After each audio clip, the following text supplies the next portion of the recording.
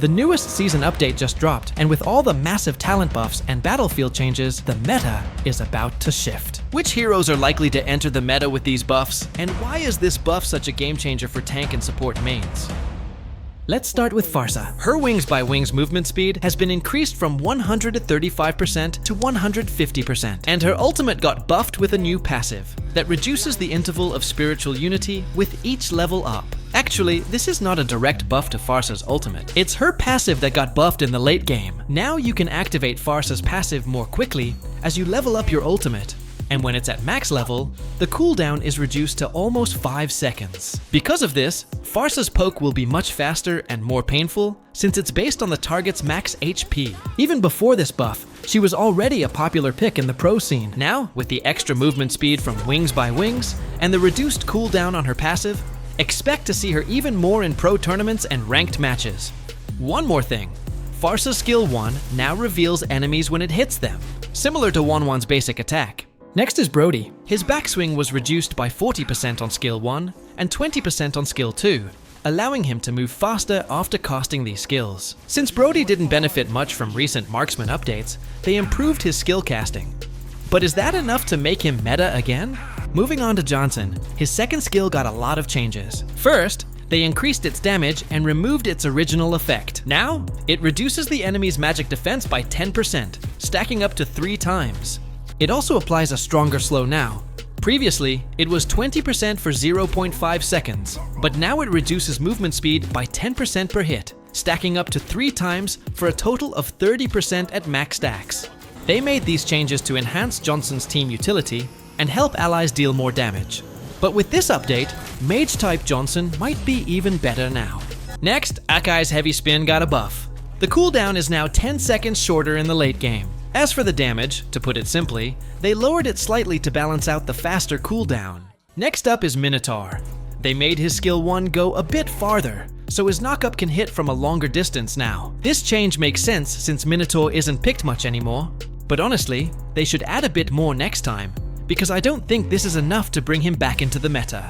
Next is the broken buff to Chip's skill 4, Why Walk. Before, you had to step on any of the 4 spots to teleport. But now, you can teleport to any location as long as you're out of combat. Next up is Natalia. They lowered the cooldown of her skill 1 and ultimate in the late game. And man, that's scary when a Natalia can spam her skills more frequently. Next is Eudora. They lowered the mana cost of her skill 1 and 2 because Eudora burns out mana way too fast. They also mentioned that she's getting a revamp in the future. Hopefully, they add something that takes her out of the bush gameplay. Next is Argus.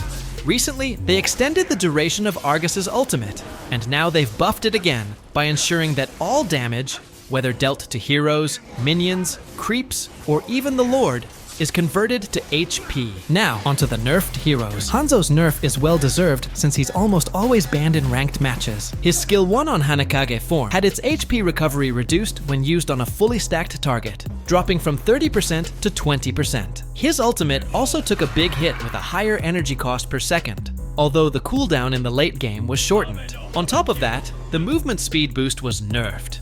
It used to be 35%, but now it drops to just 15% after 2 seconds. Looks like they're turning Hanzo into a purple buff-dependent hero, just like Fanny. But to balance it out, they added a new effect to his skill 2 in Hanakage form, where hitting a hero now restores 20 energy. His skill 1 in human form also got a much-needed improvement since it was almost useless unless used on jungle monsters. And it now deals the same damage to heroes, Lord and Turtle, with a 50% cooldown reduction when used on them. Plus, Hanzo restores 10 to 20% of his max HP upon hitting these targets. I don't feel like this is a nerf.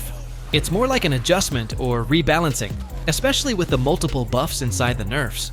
Same with Hayabusa's nerf. They said his ultimate could easily eliminate backliners even without stacks when hitting a single target. So, they adjusted the damage structure of his ultimate.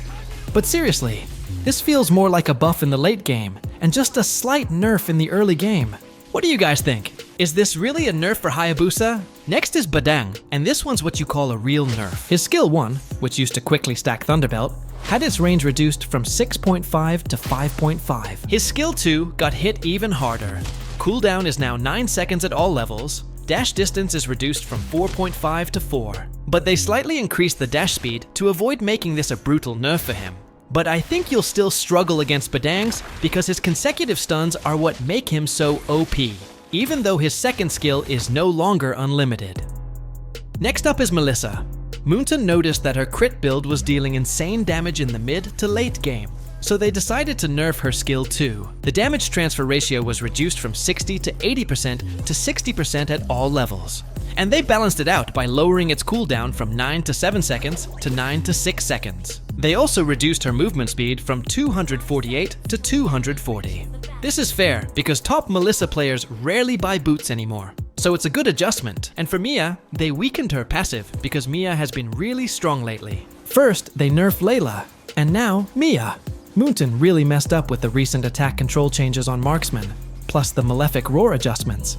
Now for the adjusted hero, we have Lucas, whose ultimate received a damage rework. His ultimate now allows Shockwave Blast's explosion to damage all enemies within range, instead of just the first target hit. They also increased its damage, so I'm pretty sure that Jungle Lucas will always be picked in ranked, or even in the pro scene starting now. For Shushin, who has often been banned, Moonton has adjusted her passive to prevent her from chaining knockups too frequently. They lowered the max stacks, but increased the mana regeneration per stack of her passive from 4% to 5%.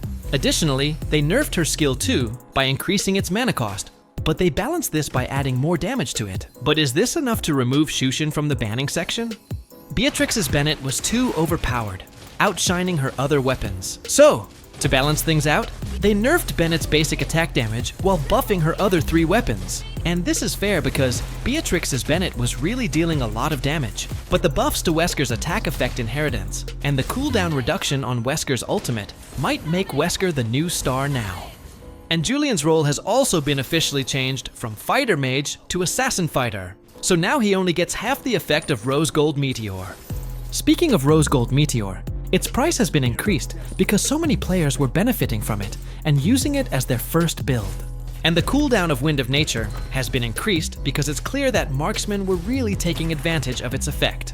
Now let's talk about the changes to talents and emblems. First, let's talk about the changes to Killing Spree. The trigger condition was changed. Instead of activating after killing an enemy hero, it now activates after dealing damage to a hero with less than 30% HP. If you kill your target, the cooldown for Killing Spree will be reset. However, if you don't kill your target, there will be a 30-second cooldown before you can use it again. Next is the buff for Joy.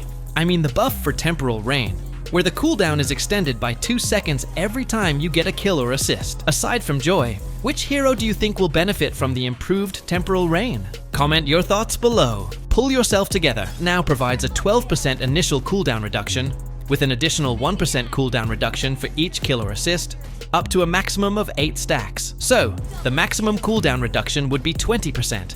And it's perfect for heroes who spam Flicker, as it reduces the cooldown from 120 seconds to 96 seconds.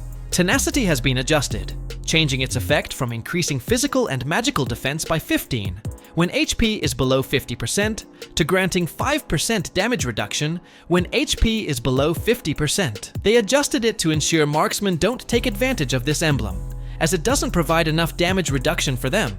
Tanks, however, will benefit more from this change, especially with the increased survivability when their HP is below 50%. Lastly, Firmness talent now increases both physical and magical defense from 6 to 8, providing extra tankiness, while Inspire talent received a low-key buff with +2 mana regeneration, which is beneficial for heroes like Harith who rely on consistent mana for spamming abilities. That's all for this video, and if this helped you, don't forget to hit the like button. See you in the Mythical Immortal bracket.